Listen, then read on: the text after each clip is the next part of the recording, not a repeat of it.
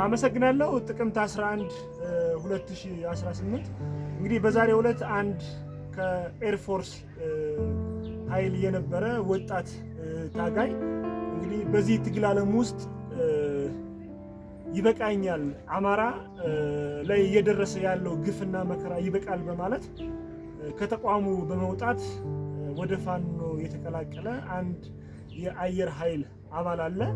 እስኪ አጠቃላይ ያለውን ሁኔታ ማንነቱን እና አጠቃላይ የነበሩ ሁኔታዎችን ከሱ እንቀበል ወይም ያሉትን መረጃዎች ከሱ እንወስዳለን ማለት ነው። ወደሱ ጋብዛችኋለሁ። እሺ፣ አመሰግናለሁ።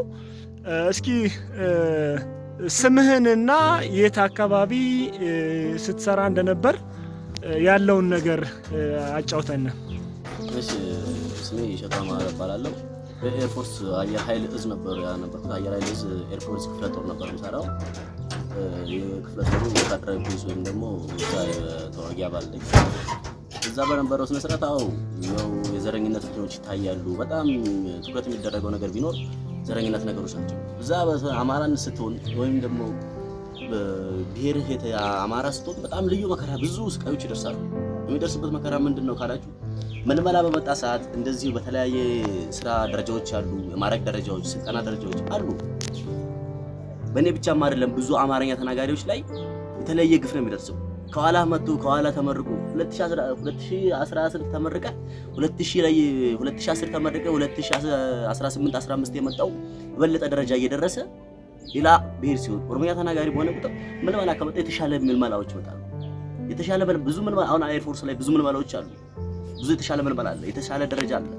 ምልመላዎች ብሔርን የወከለ ምልመላ እየተመለመለ የኛ አእምሮ የሚነካ ነገር ሲፈጠር፣ ስለዚህ አማራነት ወንጀል ከሆነ የሚለውን የአእምሮ እንትን ይዘን ስለዚህ አያስፈልግም በማለት በዛሬው ዕለት ትግሉን ለቀቄ ወደ አማራ ፋኖ ተቀላቀልኩ።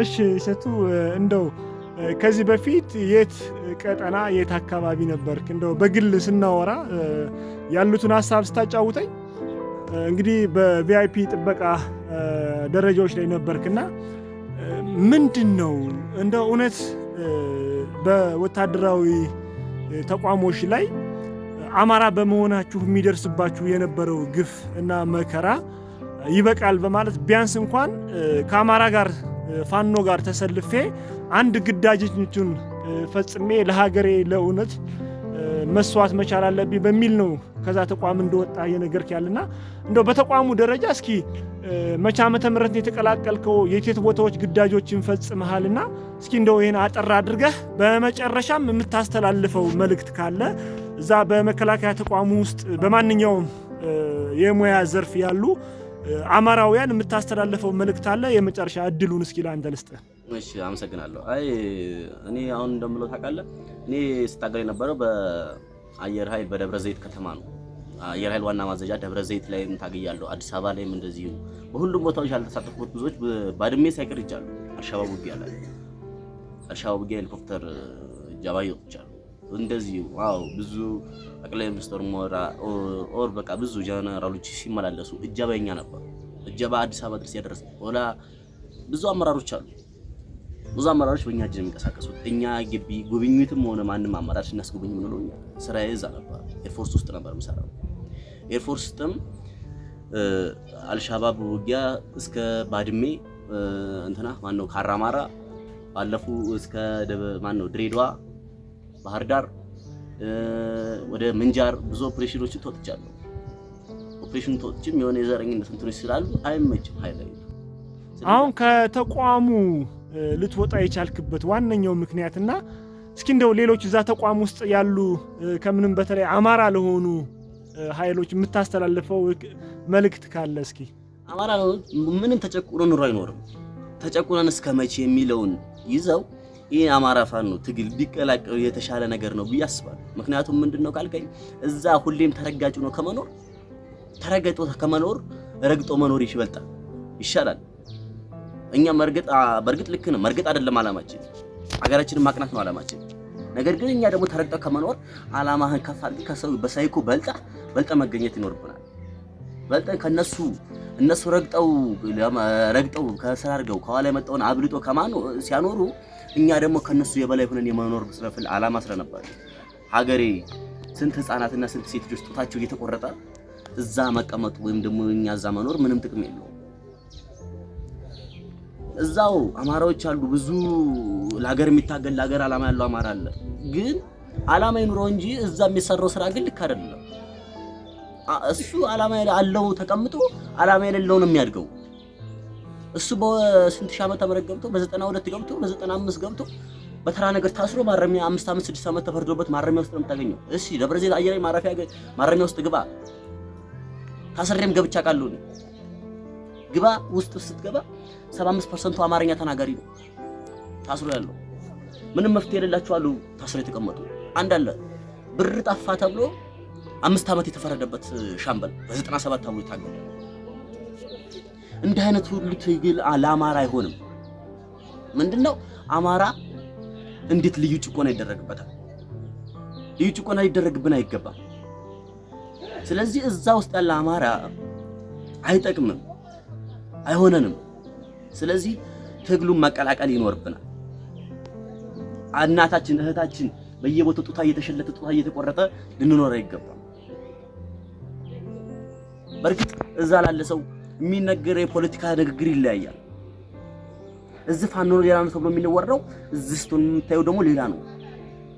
እዛ የምታየው ሌላ ነው፣ እዛ የሚወራ ስለ ፋኖ ሌላ ነው፣ እዚህ የምንሰማው ግን ስለ ፋኖ ሌላ ነው። ስለዚህ ሃይላይቱ እዛ የሚደረገውና እዛ የሚነገረው ድርጊት ይለያያል። ድርጊቱና ሆነ ንግግሩ ስለሚለያይ አይጠቅምም። መከላከያ አሰራሩም ሆነ እንትኑ ስለማይጠቅም እዛ ያላችሁ ጓዶች የምነግረው ነገር ወደ ፋኖ እንቀላቀል ለምለው አመሰግናለሁ። አማራ ምንም ተጨቁኖ ኑሮ አይኖርም። ተጨቁነን እስከመቼ የሚለውን ይዘው ይሄ አማራ ፋኖ ትግል ቢቀላቀሉ የተሻለ ነገር ነው ብዬ አስባለሁ። ምክንያቱም ምንድነው ካልከኝ እዛ ሁሌም ተረጋጭ ነው ከመኖር ተረጋጭቶ ከመኖር ረግጦ መኖር ይሻላል። እኛ በርግጥ ልክ ነው መርገጥ አይደለም ዓላማችን፣ ሀገራችንን ማቅናት ነው ዓላማችን። ነገር ግን እኛ ደግሞ ተረግጠ ከመኖር ዓላማህን ከፍ አድርገህ ከሰው በሳይኮ በልጠ መገኘት ይኖርብናል። በልጠ እነሱ ረግጠው ከስራ አድርገው ከኋላ የመጣውን አብልጦ ከማኑ ሲያኖሩ እኛ ደግሞ ከነሱ የበላይ ሆነን የመኖር ስለፍል ዓላማ ስለነበር ሀገሬ ስንት ህፃናትና ስንት ሴት ልጆች ጡታቸው እየተቆረጠ እዛ መቀመጡ ወይም ደግሞ እኛ እዛ መኖር ምንም ጥቅም የለውም። እዛው አማራዎች አሉ ብዙ ለሀገር የሚታገል ለሀገር ዓላማ ያለው አማራ አለ። ግን ዓላማ ይኑረው እንጂ እዛ የሚሰራው ስራ ግን ልክ አይደለም። እሱ ዓላማ ያለው ተቀምጦ ዓላማ የሌለው ነው የሚያድገው። እሱ በስንት ሺህ ዓመት ተመረቅ ገብቶ በ92 ገብቶ በ95 ገብቶ በተራ ነገር ታስሮ ማረሚያ 5 ዓመት 6 ዓመት ተፈርዶበት ማረሚያ ውስጥ ነው የምታገኘው። እሺ ደብረ ዘይት አየር ማረሚያ ውስጥ ግባ። ታስሬም ገብቻ ቃሉ ግባ። ውስጥ ስትገባ 75% አማርኛ ተናጋሪ ነው ታስሮ ያለው። ምንም መፍትሄ የሌላቸው አሉ ታስሮ የተቀመጡ። አንድ አለ ብር ጠፋ ተብሎ 5 ዓመት የተፈረደበት ሻምበል በ97 ተብሎ ታገደ። እንዲህ አይነት ሁሉ ትግል ለአማራ አይሆንም። ምንድነው አማራ እንዴት ልዩ ጭቆና ይደረግበታል? ልዩ ጭቆና ሊደረግብን አይገባም። ስለዚህ እዛ ውስጥ ያለ አማራ